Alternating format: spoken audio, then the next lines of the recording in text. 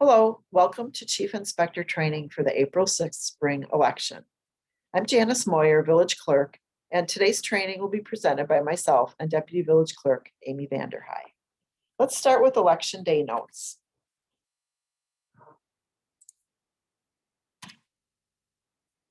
Election Day notes. So on Election Day, you're going to have a designated person to ask the poll worker screening for COVID questionnaire. We want this to be as poll workers are entering the facility so that they are not coming to the facility if they do have any of the designations noted on that sheet that would possibly say that they may have COVID. This is going to be in the front of your binder along with your poll worker sign-in sheet, which is pink. There are also additional documents there for you to post on the door again of your polling location that states that masks must be worn. So those are going to be in there as well. Watch the COVID-19 information for voters video before Election Day. This is on your Chief Inspector page. Call in total votes. So this will be done at 10 a.m., 3 and 6 p.m. There will be a green sheet of paper in your Chief Inspector binder that has places that you can keep track of your totals throughout the day. This can also help to note if you are off by a number or two throughout the day. Again, we want you to call the 4200 number. So we're bringing back the red and the blue bin checklists. We've changed them up quite a bit, so please read through these documents and go through them on election morning so that you're ready for election night when everything is done. These checklists have been updated. The blue bin is now used for supplies and the red bin is used for ballots and paperwork.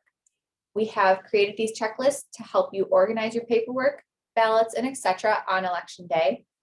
Please feel free to give us some feedback after you use them on April 6th. We'd love to know if they were helpful or not.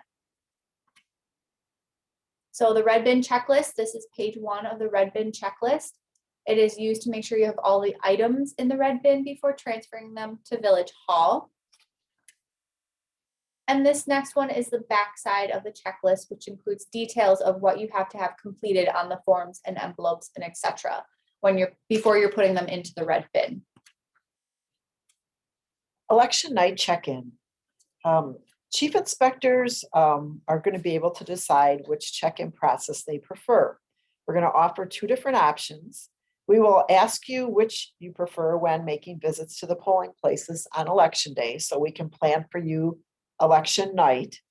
The current process is what we call complete check-in on election night. We're looking through all your documents, making sure everything's signed, checking in ballots, making sure your numbers are on.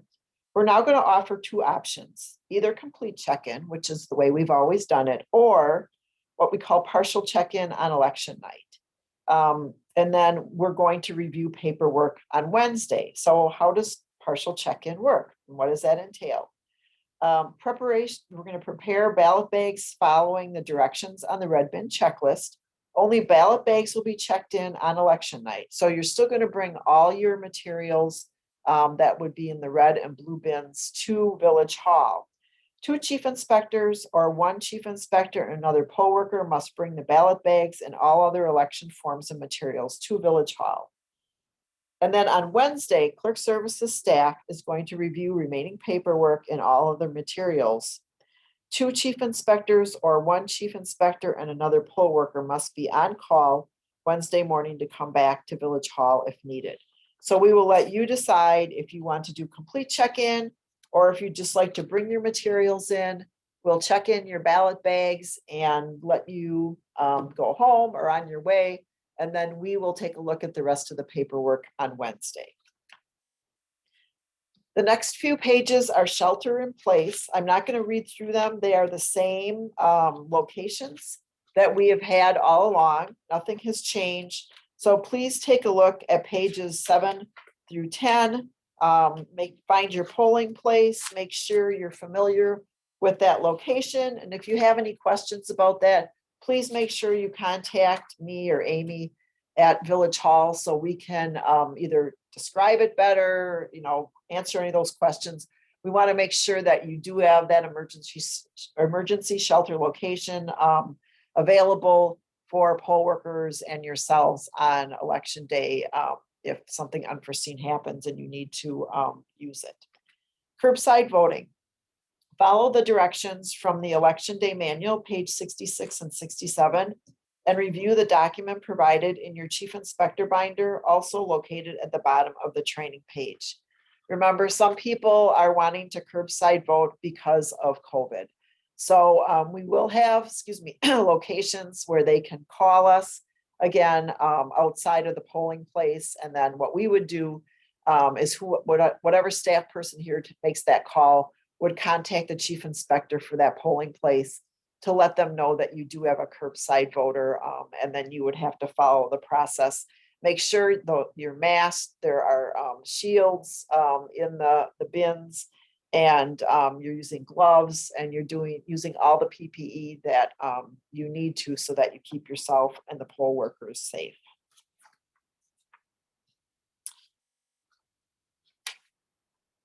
Other important information, voters cannot be required to wear a face covering in order to vote. And make sure you look at the document on face coverings for more information. Remember, absentee ballots cannot be accepted at the polling places. Direct the voter to drop off their ballot at Village Hall. All ballots must be at central count before 8 p.m. on or before 8 p.m. on election day in order to be counted. A list of your workers and contact information for your facility will be sent to you via email the Friday before the election, so on April 2nd.